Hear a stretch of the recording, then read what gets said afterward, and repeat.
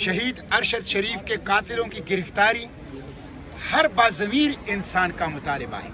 حامد میر، سمیع صاحب، اسد طور صاحب، عمران ریاض خان صاحب اور دیگر صحافیوں کو قتل کی دھمکیاں یہ ریاستی دہشت گردی ہے، غنڈہ گردی ہے اور ہم اس کی مذمت کرتے ہیں۔ اور یہاں جس کاز کے لیے آپ جمع ہوئے ہیں یہ ایک جسٹ کاز ہے، مبنی بر حق، مبنی بر انصاف مشن ہے اور میں اس میں آپ کے ساتھ ہوں۔ شہید ارشد شریف کے قاتلوں کی گرفتاری ہر باضمیر انسان کا مطالبہ ہے۔ آزاد پریس پاکستان کے دستور کا، بشری حقوق کا، جمہوریت کا تقاضا ہے۔ حامد میر، سمیع صاحب، اسد طور صاحب، عمران ریاض خان صاحب اور دیگر صحافیوں کو قتل کی دھمکیاں یہ ریاستی دہشت گردی ہے، غنڈہ گردی ہے، فاشزم ہے اور ہم اس کی مذمت کرتے ہیں۔ یہ بلوچستان کے اندر پریس کلب کے صدر کو جو شہید کر دیا گیا ہے یہ بہت بڑی دہشت گردی ہے اور یہ ٹوٹل فیلئر ہے وفاقی اور صوبائی حکومتوں کی کہ وہ قلم کو، صحافت کو، کیمرے کو، جرنلسٹ کمیونٹی کو وہ تحفظ فراہم نہیں کر سکے۔ آج اسلام آباد اور پاکستان صحافیوں کے لیے گوانٹانامو بے بن گیا ہے، ایک اوپن ایئر پریزن بن گیا ہے، ایک کنسنٹریشن کیمپ بن گیا ہے۔ صحافیوں کو دھمکیاں دی جا رہی ہے، اغوا کیا جا رہا ہے، قتل کیا جا رہا ہے، غائب کیا جا رہا ہے۔ جرم ان کی کیا ہے؟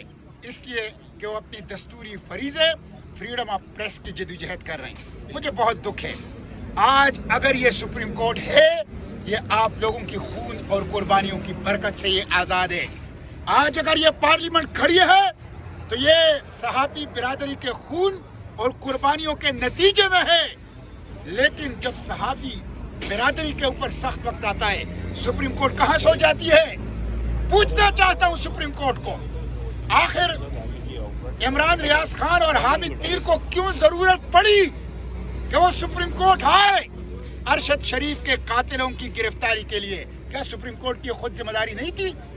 کیا یہ ان کی ڈیوٹی نہیں ہے کہ وہ پروٹیکٹ کرے جرنلسٹ کو؟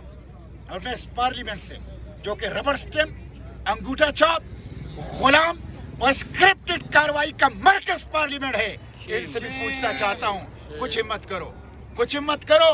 صحافی کا قلم ٹوٹے گا، اس کا کیمرہ ٹوٹے گا، اس کا گلا گھونٹے گا، صحافت کے وجود کے گرد زنجیریں کھینچو گے، صحافت کے ہاتھ میں ہتھکڑیاں ڈالو گے تو نہ سپریم کورٹ پھر آزاد ہوگا، نہ پارلیمنٹ باقی رہے گا اور نہ جمہوریت پھر باقی رہے گی۔ فرسٹ ڈیفنس لائن، پہلا دفاعی ہماری جو لائن ہے وہ ہماری سماج کی، وہ ہماری صحافت ہے، وہ ہماری جرنلسٹ کمیونٹی۔ تو میں آپ لوگوں کے ساتھ ہوں اور میں ریاست سے کہتا ہوں ارشد شریف کے قاتلوں کو ہر صورت میں دینا ہوگا، انشاءاللہ دینا ہوگا۔